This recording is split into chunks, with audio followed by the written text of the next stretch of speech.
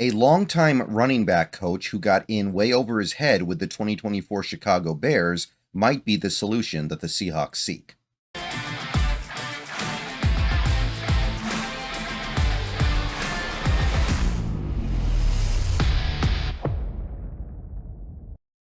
What's going on, everybody? Good morning. Hope you guys are doing well. We got one more playoff game later today. I'm testing out a different piece of microphone software today, by the way.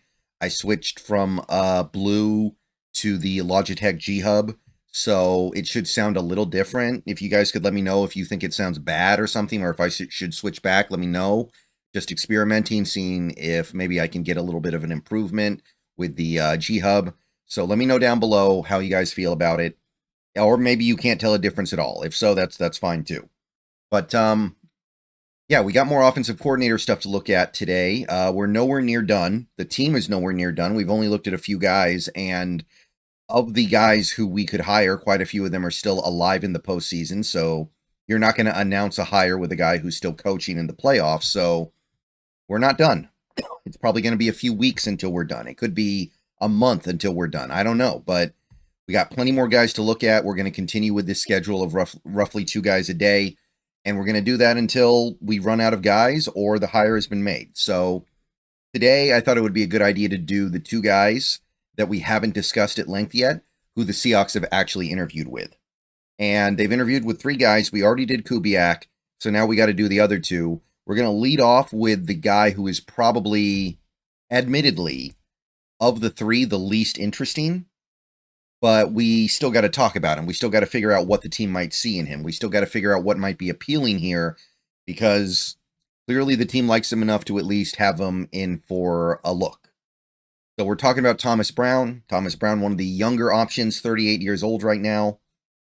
Obviously, for an OC like this, we don't really care about that. It's not like we're hiring an OC who's going to be a head coach in a couple years, for this team anyway. Maybe he could become one elsewhere.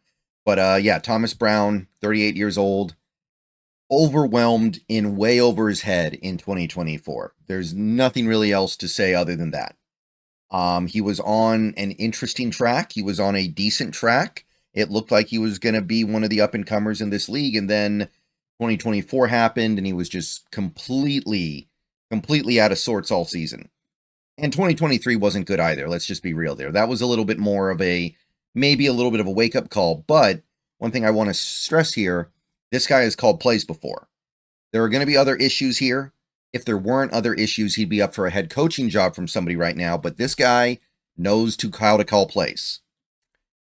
Maybe he doesn't know how to call them well yet. Maybe we can't say that. But what we can say is that Thomas Brown has done it for at least a period of time. So for the Bears, let's run this down. He started the season as the Bears passing game coordinator. From week 1 to week 10, he was the passing game coordinator. The Bears offense ranked 23rd in dropback EPA during this stretch, negative 0.062, so bad. But they had a rookie quarterback, a good rookie quarterback, but a rookie quarterback. They had a miserable offensive line. Shane Waldron was calling the plays, and that just never worked. I mean, we are talking about a fit that was significantly worse than the Waldron Seahawks fit that everyone was so critical of. Like, Shane Waldron looked much better in Seattle than he did in Chicago somehow, and he didn't look great in Seattle. So that gives you an idea of what he's working with there. Offensive coordinator was his next position. After Waldron got fired, he held that position for 3 weeks, from week 11 to week 13, and this is kind of the bright spot here. The Bears' offense improved a little bit during this stretch. They were about average. They averaged 22 points per game. All 3 games they played, by the way, were against pretty good teams. The Lions, the Vikings, the Packers. You might even call that Murderer's Row. And they were very good in EPA, 0.081 EPA per play. That's 13th. So it was actually a big improvement for this 3-week period. And then Eberflus got fired and Thomas Brown got thrown into the head coaching role. And from this period of time, week 14 to week 18, the Bears were 1-4. They did get one big win at the end of the season over the Packers, which was a big moment for them as a franchise, but not very good. The team definitely took a step back with Thomas Brown in there. And overall, I think that you're looking at what he did and you're saying, well, yeah, the offense took a step forward when he got more responsibility, but he's clearly in over his head as a head coach, which is okay for us. The issue is, you could argue that the offensive coordinator stuff isn't great either, because he was the offensive coordinator in Carolina with the Panthers in 2023. They had Frank Reich for part of the year, and then Reich got fired, and they went to, God, I can't even remember the guy's name, for the end of the season. Thomas Brown remained the offensive coordinator the whole year, and the Panthers had one of the worst offenses in football. 31st in points, not even 14 points a game, and negative 0.16 EPA, 29th. Really, really garbage offense, bad results, not good players, right? Like you didn't have a lot to work with offensively, but you can't say anything positive about these results. So we're looking at these 2 years and we're saying, well, I don't really know what to think. It doesn't seem very good, but it doesn't seem like he's in very good situations. I guess that's the best you can say. So we have to go back further. Let's go back to the Rams. He was with the Rams for a little bit here. He actually was part of the team that won the Super Bowl, and he wore different hats. In 2022, the most recent year he was on the Rams, he was the assistant head coach and the tight ends coach. So this was the year the Rams were really bad. They were 5-12. They had a billion injuries. Not a good team, right? 2022 Rams bad. Their tight ends that year were Tyler Higbee, who was good, 72 catches, 620 yards, 3 touchdowns, and Bryson Hopkins, who had 100 yards, standard backup fare, not much to say. But the whole team was a mess, right? Everybody got injured. It is what it is. The year before that, the year the Rams won the Super Bowl and went 12-5, he was the assistant coach and running backs coach. So he's definitely got McVay's attention here. McVay seems to like him, moving him around his staff, assistant head coach, running back coach, and then he moves him to tight end coach. And then the year before that, he was just the running back coach. So there's something going on here that McVay likes, enough to make him the assistant head coach so he doesn't lose him.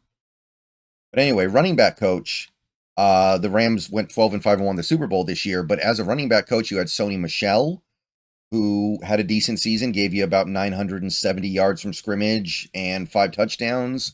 Darrell Henderson, I think he was their power back.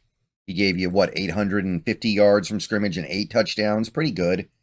Not great. That Rams team was not known for their ability to run the ball or their great running backs, but they got passable production. Earmark the fact that he was coaching Sony Michel here, by the way. 2020, he was just the running back coach, and the Rams utilized a 3-headed monster in the backfield. You had Cam Akers, who gave you about 750 yards. Darrell Henderson, who gave you about 780 yards. And Malcolm Brown, who gave you about 580 yards. So it was a real 3-headed beast here, where no one running back got more than 160 touches. And it wasn't a dominant rushing attack, but it was effective enough for this Rams team to make the postseason. So pretty good. Pretty good track record in LA when he was the running back coach. And again, I want to stress, McVay liked him enough to make him the assistant head coach. So before his stint with the Rams, he worked as a running back coach mostly for a bunch of different teams. Mostly college football, though, as we'll see, right? You got the South Carolina Gamecocks. Running back coach for 1 year, 2019. Their top running back was Tavian Feaster. Never heard of that guy, but also had Rico Dowdle, and we've heard of him now. He was the lead back for Dallas this year. Also Monden Son. Now, none of these guys were great. Feaster was their top running back, and he gave you 750 yards from scrimmage.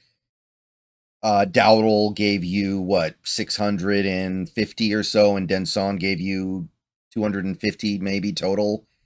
So not much to speak of there in terms of super impressive stuff. As a Miami Hurricane, however, he was the offensive coordinator and the running backs coach for 3 years, from 2016 to 2018. And during his stint here, he got to coach Travis Homer and DJ Dallas. Those were his guys that for a good stretch of that. Travis Homer, each year he was there, was quite productive. In 2018, the most recent year he was in Miami, Homer gave you 1,150 yards and 4 touchdowns. DJ Dallas, 700 yards and Cameron Harris was the third stringer. He gave you about 200 yards. And the offense this year was about average, 28 and about 29 points per game, workable. Year before that, offense about the same, 29 points per game, 59th in the league. Homer was the lead back again this year, and he gave you about 1,200 yards and 9 touchdowns. Mark Walton, I think he was hurt for most of this year, but still gave you over 500 yards from scrimmage. And DJ Dallas, 300 yards from scrimmage. Pretty good, pretty respectable stuff here. So, a little bit of experience with some former Seahawks. I don't know if that really helps us, but he's getting decent production here. Now, the first year he was in Miami was his best season. The offense that he was calling as the coordinator was one of the higher scoring offenses in the country, 34.3 points per game, which was 37th. And his lead running back was Mark Walton. This was a year where Mark Walton was healthy, gave close to 1,400 yards from scrimmage and 15 touchdowns. He also had Joseph Yearby, who I've never heard of before, gave you about 670 yards from scrimmage. And Gus Edwards. We know who Gus Edwards is. He gave you about 300 yards as a third back. So not a lot from Gus Edwards, but certainly notable that they crossed paths and Gus Edwards went on to become a successful NFL running back. The big credits from his run as a running back coach, though, come from before his stint in Miami. You go back to 2015 with the Georgia Bulldogs, the running back coach in Georgia, Sony Michel, so a guy that he coached a little bit in the NFL later. He gave you, almost 1,350 yards and 11 touchdowns. So Sony Michel putting up some nice numbers. Actually, I think it's 1,400 yards, over 1,400 yards from scrimmage. Nick Chubb giving you about 750 yards from scrimmage. Chubb didn't play this whole year, by the way. And then Keith Marshall also chipping in with nearly 400 yards from scrimmage. So that's a pretty prolific backfield. Two guys who would go on to become good NFL players. Sony Michel never really panned out, but he wasn't bad. But Wisconsin, I mean, look at this one, guys. Wisconsin Badgers running back coach Melvin Gordon sets the planet on fire, puts up almost over 2,700 yards from scrimmage, insane yards per carry, 32 total touchdowns, and backing him up, Super Bowl champion Corey Clement gives you, what is this, almost 1,100 yards and 11 touchdowns from scrimmage. The kind of running dominance that you almost never see anywhere. Melvin Gordon, Corey Clement, as good as it gets, man. That is absolutely nasty what Gordon and Clement combined to do for Wisconsin in 2014, and he's the running back coach for it. All right, so before then, we don't have a lot to say. He was the running back coach for 1 year for the Marshall Thundering Herd, 2013. I don't recognize any of these names. S-Ray Taliaferro had a good year. I don't know what to really say about it other than that. Little short of 1,300 yards and 11 touchdowns. Stuart Butler gave you about 800 yards and 8 touchdowns. Kevin Grooms, about 600 yards, 7 touchdowns. It was a good three-headed monster. Not saying anything critical of it, but I don't know these players. And then he spent a year as the Chattanooga Mocs running back coach in 2012. Couldn't really find anything about that, but good run as a running back coach. A lot of cool stuff he did during this period of time. A lot of good players he developed, and he parlayed that into an NFL career under McVay for a few years, and now he's trying to branch out on his own, and he's been put in some awkward situations. He was the offensive coordinator for a Panthers team that had very little chance, and then he was the passing game coordinator for a Bears team that had such bad coaches in front of him, he just eventually got elevated without doing much of anything because somebody had to. All right. So let me know what you guys think. This one's a little bit tough for me. I'm not super excited about it. I'll just go ahead and admit that, but I can understand some of the appeal. I can look at this and go, yeah, I see what people might see here. I don't think I see it personally. I think we can do better, but he has put his fingers on some pretty cool elements of college and pro football over the last few years. All right. I will see you guys later. Go Hawks. Let me know what you think about this one. Another video coming soon. Probably 2 more videos later today. So everyone buckle up and we'll see what happens next.